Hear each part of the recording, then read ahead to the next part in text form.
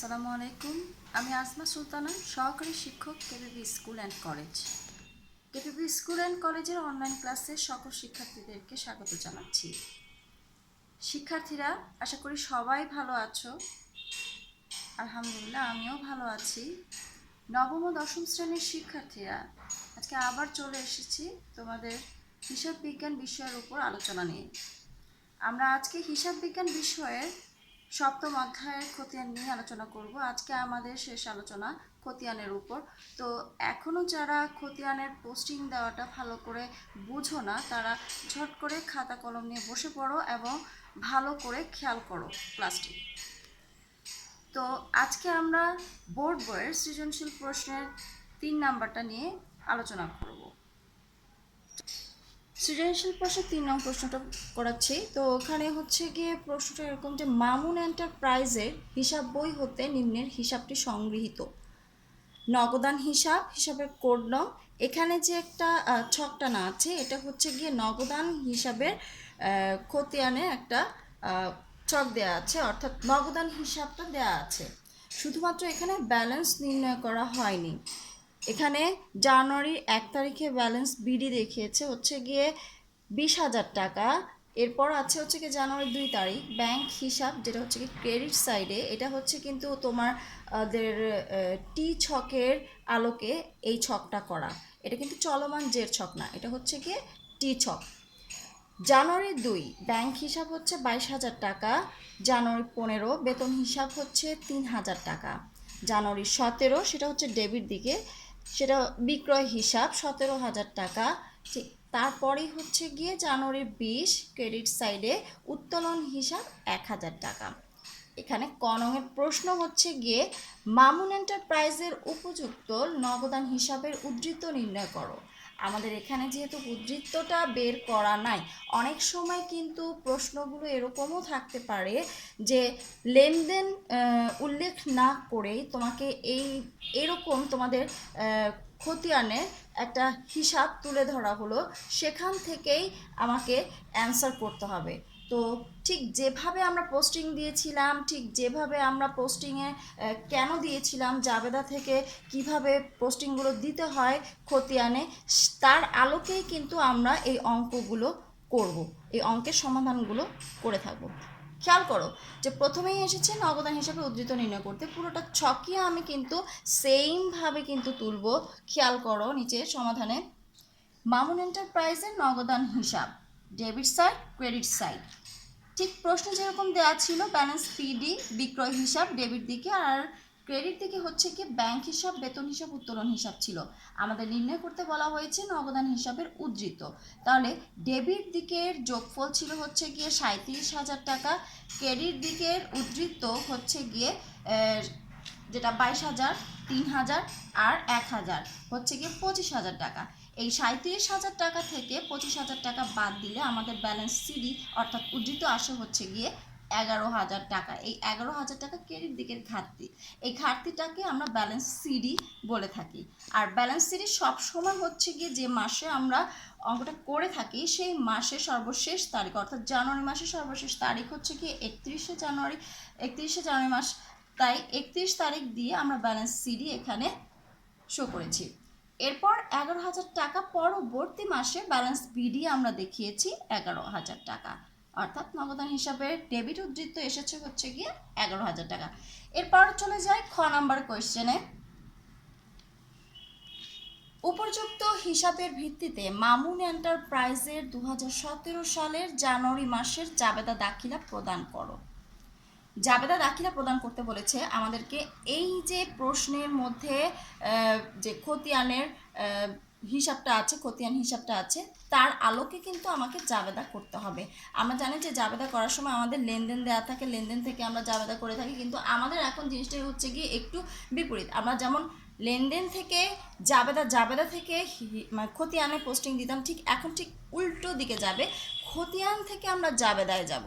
তো খতিয়ান থেকে জাবেদায় আমরা অবশ্যই যেতে পারবো খুব সহজ নিয়মে। একটু চিন্তা করবে শিক্ষার্থীরা যে কিভাবে আমরা জাবেদা থেকে খতিয়ানে এসেছি, ঠিক সেইমভাবে বিপরীত ওয়েতে আমরা আবার জাবেদায় চলে যাব।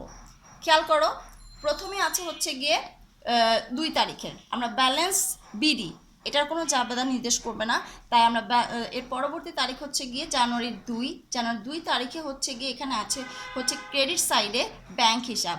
তার মানে আমরা এটা হিসাবটা করছি হচ্ছে গিয়ে নগদান হিসাব। নগদান হিসাবটা তার মানে হচ্ছে গিয়ে ক্রেডিট, আর এখানে যে বিপরীত হিসাবের নাম বসে সেটা হচ্ছে গিয়ে ডেবিট, অর্থাৎ ব্যাংক হিসাব ডেবিট আর নগদান হিসাব কি ক্রেডিট। খেয়াল করে এখানে আমরা জাবেদায় সেটা লিখেছি। 2 তারিখের জাবেদাটা হচ্ছে গিয়ে ব্যাংক হিসাব ডেবিট, নগদান হিসাব ক্রেডিট। এর ব্যাখ্যাটা কি হবে, কেন আমাদের নগদান হিসাব ক্রেডিট হলো, ব্যাংকে নগদ টাকা জমা দেওয়া হয়েছে, ব্যাংক হিসাব যেহেতু ডেবিট তার মানে হচ্ছে কি আমার ব্যাংকে টাকাটা জমা দেওয়া হয়েছে, আমার নগদ টাকা জমা দিয়েছি, তাই নগদান হিসাব ক্রেডিট হয়েছে। ডেবিট টাকায় হচ্ছে 22,000 টাকা, ক্রেডিট টাকায় হচ্ছে 22,000 টাকা। এরপর চলে আসো 15 তারিখের। এখানেও সেম, যে ক্রেডিট সাইডে দেয়া আছে তার মানে নগদান হিসাব ক্রেডিট হবে, আর এখানে ডেবিট হবে হচ্ছে গিয়ে তার বিপরীত হিসাবটা যেটা লেখা আছে বেতন হিসাব। তার মানে আমরা এটা দিয়েছি হচ্ছে গিয়ে বেতন হিসাব ডেবিট। খেয়াল করো, বেতন হিসাব ডেবিট আর নগদান হিসাব ক্রেডিট। 3,000 টাকা ডেবিট করা হয়েছে, 3,000 টাকা ক্রেডিট করা হয়েছে। এখন এখানে ব্যাখ্যা প্রদান করা হয়েছে নগদে আমি বেতন প্রদান করেছি, তাই আমার বেতন হিসাবকে ডেবিট করেছি আর নগদান হিসাবকে ক্রেডিট করেছি, কেননা নগদ টাকা চলে গিয়েছে, আমি নগদ টাকার মাধ্যমে বেতন প্রদান করেছি। পরবর্তী তারিখে চলে আসি, যে 17 তারিখে এটা হচ্ছে গিয়ে ডেবিট সাইডে। 17 তারিখ এটা যেহেতু ডেবিট সাইডে তার মানে হচ্ছে গিয়ে নগদান হিসাব আমাদের ডেবিট, তার বিপরীত হিসাব হচ্ছে গিয়ে কি ক্রেডিট, যেটা বিক্রয় হিসাব। তাহলে জাবেদা এসে দাঁড়াবে হচ্ছে নগদান হিসাব ডেবিট টু বিক্রয় হিসাব ক্রেডিট। খেয়াল করো, আমরা তাই লিখেছি জাবেদায় যে নগদান হিসাব ডেবিট আর বিক্রয় হিসাব ক্রেডিট। 17,000 টাকা ডেবিট করা হয়েছে, 17,000 টাকা ক্রেডিট করা হয়েছে। এখানে নগদান হিসাব ডেবিট আর বিক্রয় হিসাব ক্রেডিট, তার মানে নগদে পণ্য বিক্রয় করা হলো, এটা নগদে পণ্য বিক্রয় করার জাবেদা।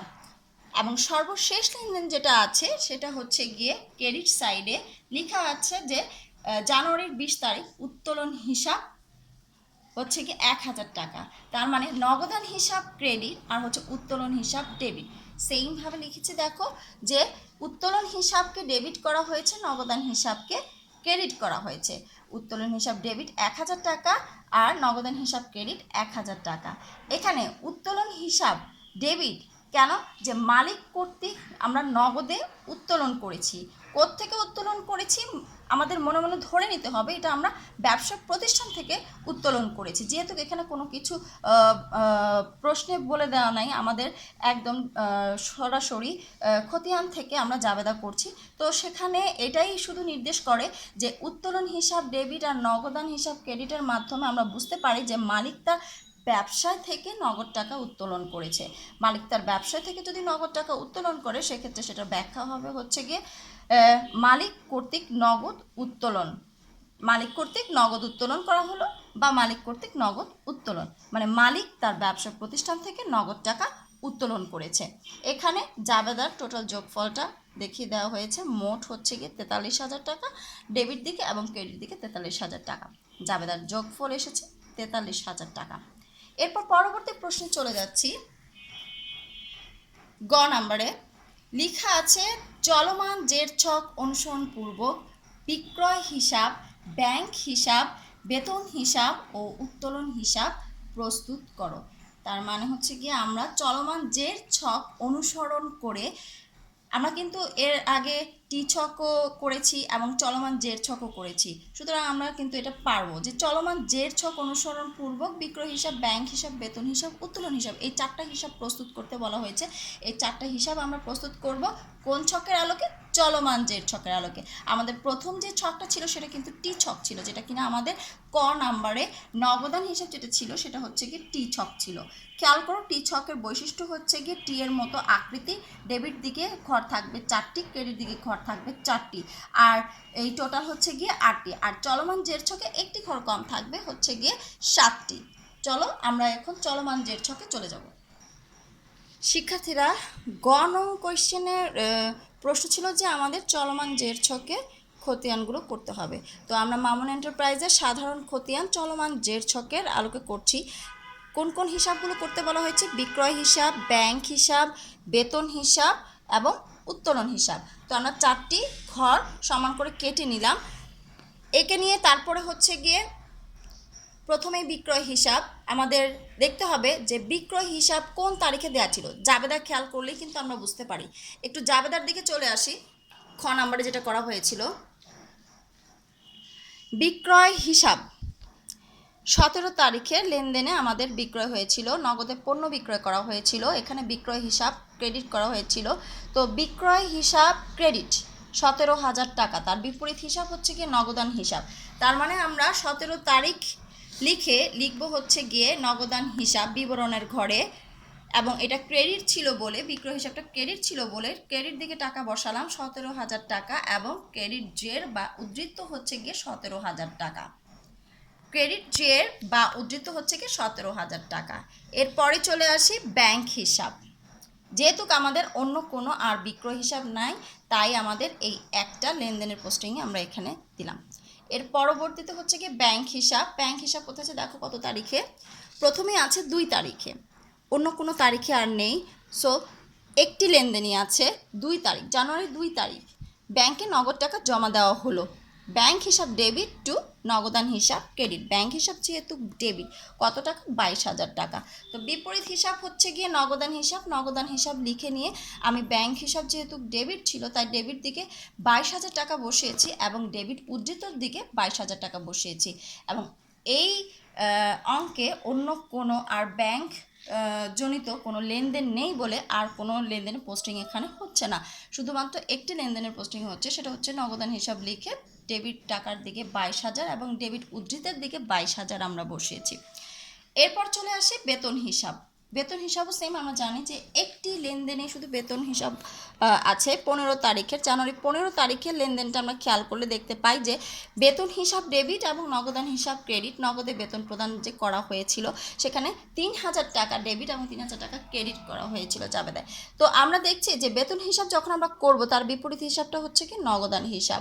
বেতন হিসাব ছিল হচ্ছে কি ডেবিট দিকে, তাই আবারও আমরা এর বিপরীত হিসাবের নাম নগদান হিসাব লিখে ডেবিট টাকার দিকে 3,000 টাকা এবং ডেবিট উদ্ধৃতের ঘরে হচ্ছে 3,000 টাকা বসালাম, এবং অন্য কোনো বেতন হিসাব সংক্রান্ত লেনদেন নেই বলে এখানে আর কোনো পোস্টিং যাচ্ছে না।